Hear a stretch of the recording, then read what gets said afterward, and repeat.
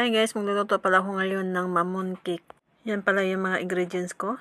2 cups na cake flour, 3 itlog, 1/4 teaspoon asin, 1 teaspoon baking powder, 1/4 cup oil, 1 teaspoon vanilla, 3/4 cup sugar, 3/4 cup water.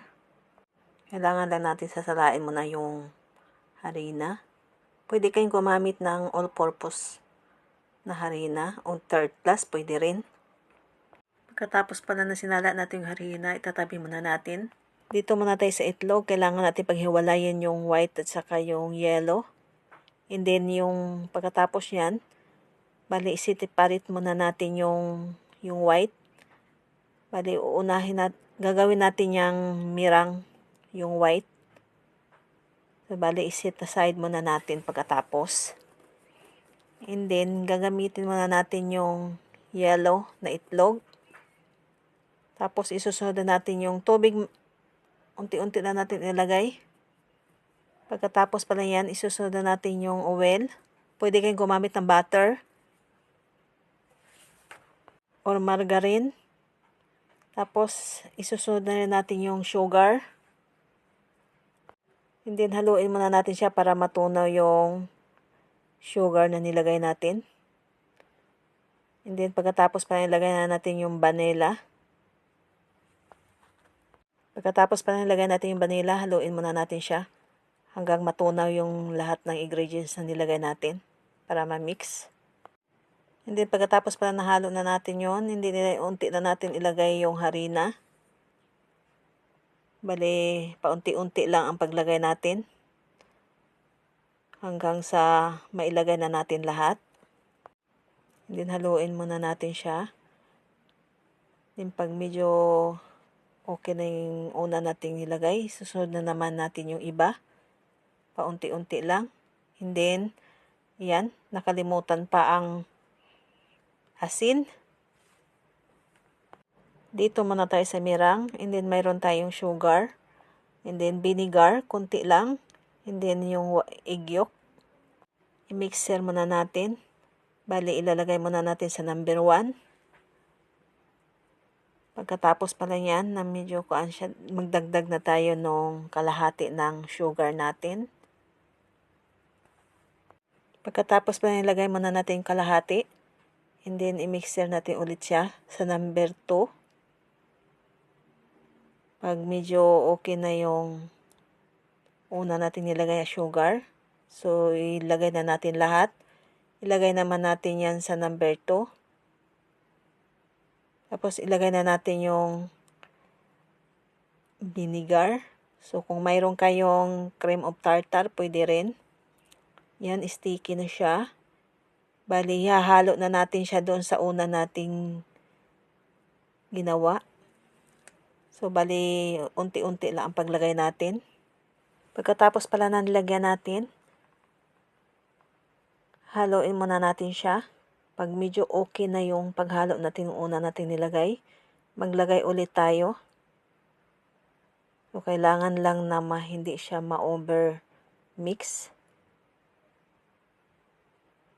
Diyan, pag okay na siya sa pangalawa nating lagay, ilalagay naman natin yung iba. Paunti-unti lang. Pag medyo okay na yung pag-mix natin, ilalagay naman natin siya doon sa, wala akong ibang nakita o ibang lalagyan. Diyan na lang ako sa Pyrex. Naglagay lang ako ng mantika. Pwede kayong gumamit ng butter or margarine. Pagkatapos pa na nilagyan natin, bali, lalagay na natin siya.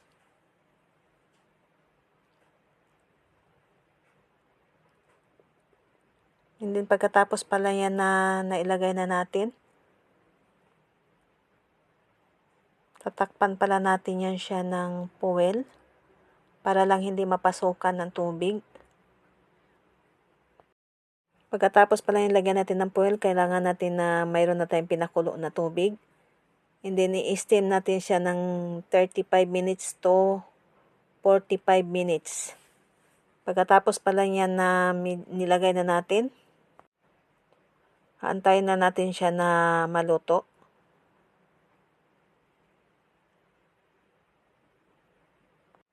Pagdating pala ng 35 minutes, titingnan ko muna siya kung basa pa ba siya.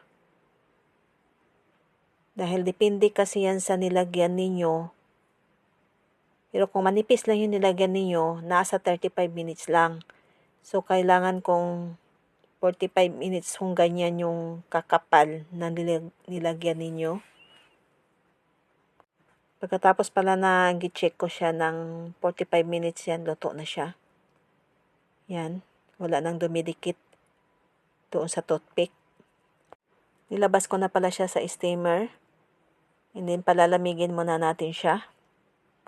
Pag medyo okay na yon, malamig na ang ating mamon cake. Bali, binaliktad ko na pala siya. Okay, hiwain ko na siya dyan. Diba, malambot? So, titikman na natin. So, pwede kayo mag-add yan ng flavoring. Kahit anong flavoring. Ito yung tikiman portion. So, kain tayo guys. So, kung sa lambot naman, okay naman siya. Kung sa lasa, okay lang din. And then, kung sa tamis, para sa akin, okay na rin ang hindi siya matamis. Tama lang. Pero pag, depende lang kasi sa atin kasi minsan, may tao talaga na gusto niya medyo matamis. Dagdagan na lang ninyo. So, thank you for watching guys. Maraming salamat sa panunood.